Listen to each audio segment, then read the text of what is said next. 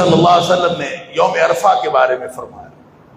کہ یوم عرفہ ایسا دن ہے، سبحان اللہ، اللہ ما من یوم اکثر من ان یعتق اللہ عز وجل فیہ عبدا من النار،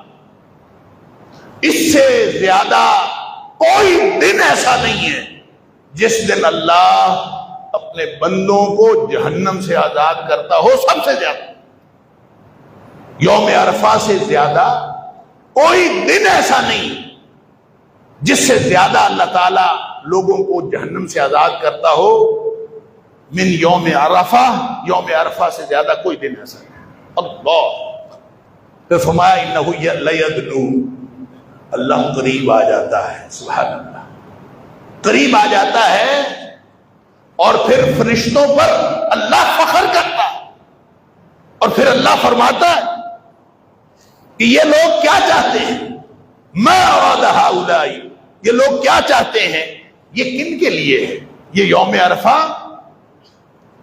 لوگوں کو جہنم سے آزادی کا دن ہے، اور اللہ فرشتوں پر فخر کرتا ہے،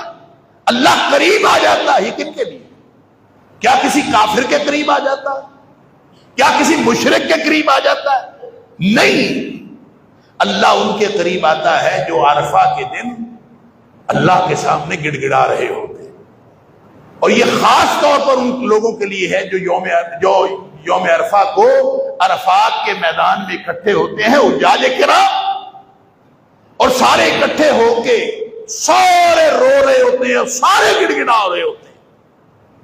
تو اللہ تعالیٰ فرماتا ہے فرشتوں آؤ دیکھو یہ کیا چاہتے ہیں، ان کو دیکھو تو صحیح، یہ کیوں رو رہے ہیں، یہ مجھ سے چاہتے کیا ہے، ان کو دیکھو ذرا۔ اللہ اکبر۔ اور جو اس دن اللہ کی بندگی نہیں کرتا، جو اللہ کے سامنے نہیں گڑ گڑاتا، جس نے اس دن اللہ کے لیے کوئی کام نہیں کیا، جس کا اس پورے نظام کائنات کے اوپر ایمان ہی نہیں ہے، جس کا نہ اللہ پر ایمان ہے، نہ اللہ کے رسول صلی اللہ علیہ وسلم پر ایمان ہے، نہ آخرت پر ایمان ہے، تو کیا خیال ہے وہ بھی جہنم سے آزاد ہوگا اس دن؟ یہ یوم عرفہ کی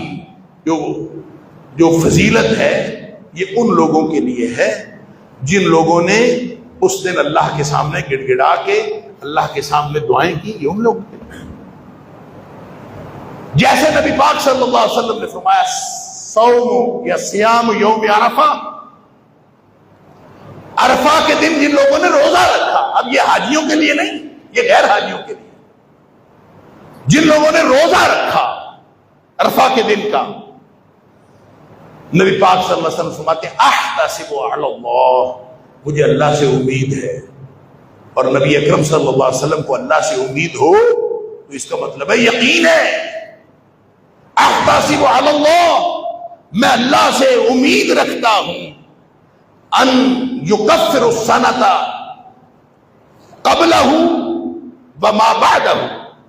ایک سال پہلے کے اور ایک سال بعد کے اللہ تعالیٰ گناہ معاف کر دے گا جس نے یوم عرفہ کا روزہ رکھا۔ لا الہ الا اللہ وحدہ لا شریک لہ، لہ الملک ولہ الحمد وہو علی کل شیء قدیر۔